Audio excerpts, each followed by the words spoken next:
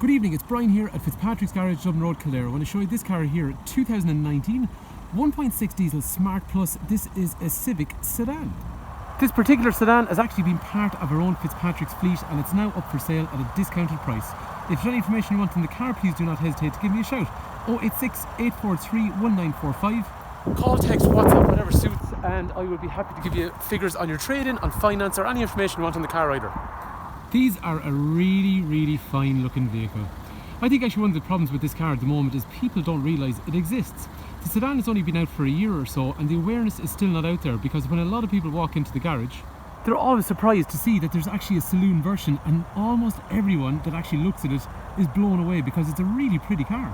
And I always like to try and keep black ones in the fleet because I think blacks works really well on this sedan. The reasons being, the sedan actually has a chrome pack, and in fairness, black and chrome always looks really well together in the car. So you can see the front grille has a nice big chrome effect, and the door handles are also chrome on these cars, and even the wheels have that diamond cut chrome effect.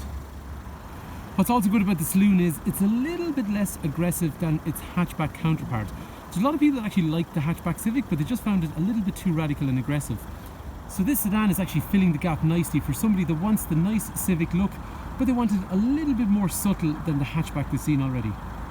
And actually we're finding lately the SUV revolution has started to slow down a bit, and people are starting to think, do you know what, wouldn't mind going back into a saloon car again because I've had the SUV thing. And I don't care who you are, this is a cool looking car. It looks really well. Every time you drive one of these, people always look at it. When you're driving down the motorway, when people are passing you, people always stare at these cars. It's a lovely shape. Most people, I think, will agree that that is one of the nicest looking cars in the segment, and distinctive. It's nice to have something that's just a little bit different than all the other cars you see around. So the engine in these cars is a 1.6i-DTEC. It is 120 horsepower with 300 Newton meters of torque. It is a car that's well capable of 55 to 60 miles per gallon. Road tax for the year is €180. The engine is a reliable unit. It's been around since 2013, but in fairness it has been developed a little bit more for this particular generation. But it's been very reliable, runs off a timing chain, an easy car to maintain on the road. That's cool looking, isn't it? It looks really well. Anyway, other features we'll talk about on the front of the car. Front fog lights obviously are standard. These are double optic headlights and they're automatic, so basically they come on at night time, and then when you meet traffic they also dip as well. But finally, when you go back into an unlit area, they'll actually go into full by themselves. Even things like the wipers are automatic on these cars. There's loads of automatic functions we'll see on the inside as well in a sec anyway. The key on the car's got some cool functionality, so basically we can turn on the lights using the key, and if you watch the windows, we can let the windows down using the key. Or similarly, if we want, we can also, by locking the key, then we can retract the wing mirrors as well as the windows back up then again. As we're saying, the wheels have that nice diamond cut chrome effect which really matches the front grille and the door handles, and also there's a nice chrome surround on the top of the windows.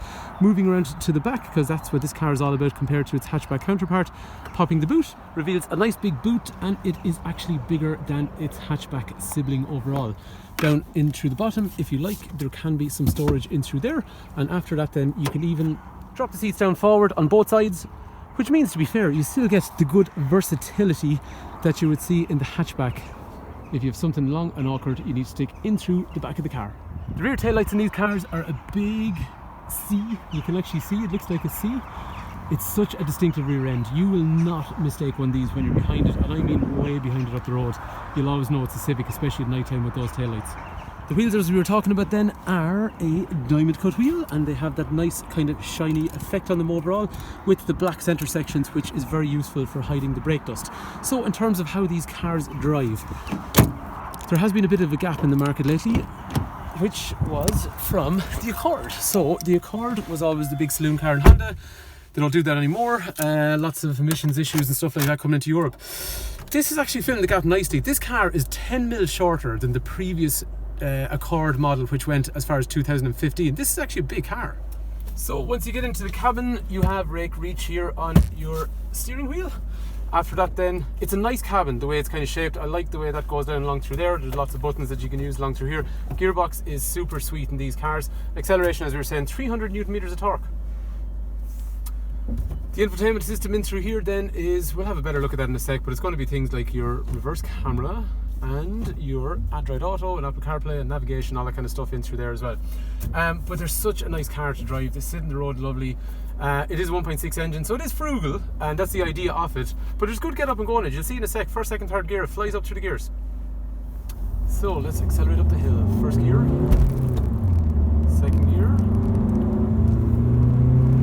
to third gear. And we're actually going up a hill here. And it's 100 kilometers an hour. The gearbox is lovely in these cars. First, second.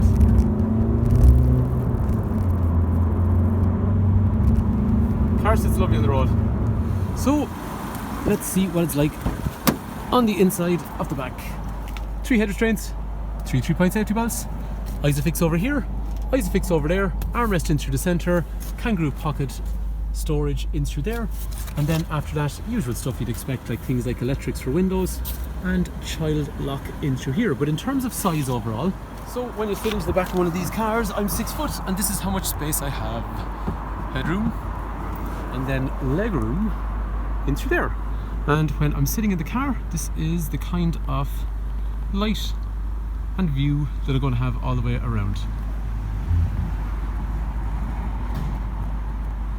And moving up to the front, there is electrics for windows and mirrors over through here, a boot button release in through there, some functionality in through here. Actually, one thing I'd like to point out, chrome aluminium pedals, which are quite cool, parking sensors front and rear in through there, collision mitigation.